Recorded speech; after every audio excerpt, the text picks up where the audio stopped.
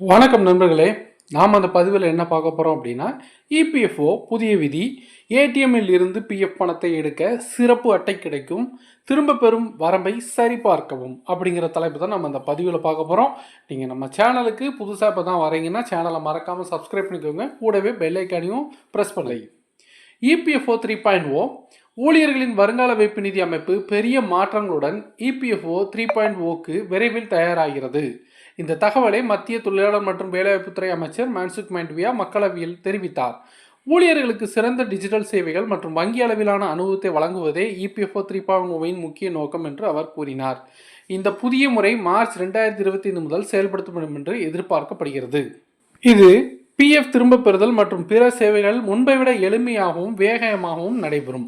Digital தளம் மூலம் ஊழியர்களுக்கு எளிதான மற்றும் பாதுகாப்பான சேவைகளை வழங்குவதே இபிஎஃப்ஓவின் முக்கிய கவனம் என்று மன்சுக் மாண்டவியா கூறினார்.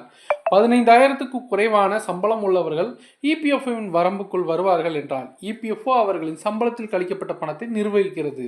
ஆனால் சில நேரங்களில் மக்கள் போர்ட்டல் தொடர்பான பிரச்சனைகளை சந்திக்க நேரிடும். இபிஎஃப்ஓ 3.1 கீழ் பிரச்சனைகளை முற்றிலும் அகற்ற வங்கி அளவிலான வசதிகள் செயல்படுத்தப்படும். இதில் பிஎஃப் கணக்கு வைத்திருப்பவர்கள் பணம் எடுப்பதிலும் தவறுகளை சரி செய்து கணக்கை சரிபார்ப்பதிலும் எந்த பிரச்சனையும் இருக்காது. 2025 மார்ச் மாதத்திற்குள் அனைத்து புகார்கள் 100% தீர்வு காண முயற்சிகள் மேற்கொள்ளப்பட்டு வருவதாக அவர் கூறினார். இபிஎஃப்ஓ 3.0வின் மிகப்பெரிய மாற்றம் ஏடிஎம் மூலம் பிஎஃப் பணம் திரும்ப பெறும் வசதி. இதற்கான பணிகளை அரசு துரிதமாக மேற்கொண்டு வருகிறது. வருங்கால வைப்பு நிதி கணக்கு வைத்திருப்பவர்கள் ஜூன் 2025க்குள் இந்த வசதியை பெறலாம் என்று மதிப்பிடப்பட்டுள்ளது. இருப்பினும் ஏடிஎம்மில் இருந்து பணம் எடுப்பதற்கான வரம்பு இன்னும் முடிவு செய்யப்படவில்லை. ஆனால் அதற்கு ஒரு வரம்பை அமைக்கலாம். இபிஎஃப்ஓவின் கூடுதல் மத்திய பிஎஃப் கமிஷனர் சுமிதா தராவ் கூறுகையில், ஏடிஎம்களில் இருந்து பிஎஃப் திரும்ப பெறுவதற்கு இபிஎஃப்ஓவின் ஐடி அமைப்பு பலப்படுத்தப்படுகிறது. உறுப்பினர்கள் தடையற்ற அனுபவத்தை பெறுவதற்காக தகவல் தொழில்நுட்ப அமைப்பை வங்கி நிலைக்கு கொண்டு வர முயற்சிக்கிறோம் என்றார். இபிஎஃப்ஓ 3.0 கீழ் மேம்பட்ட தொழில்நுட்பம் ஏற்றுக்கொள்ளப்படுகிறது. பிஎஃப் திரும்ப பெறுவதற்கான தேவையற்ற செயல்முறைகளை நீக்குவதற்கு அரசாங்கம் வலியுறுத்துகிறது.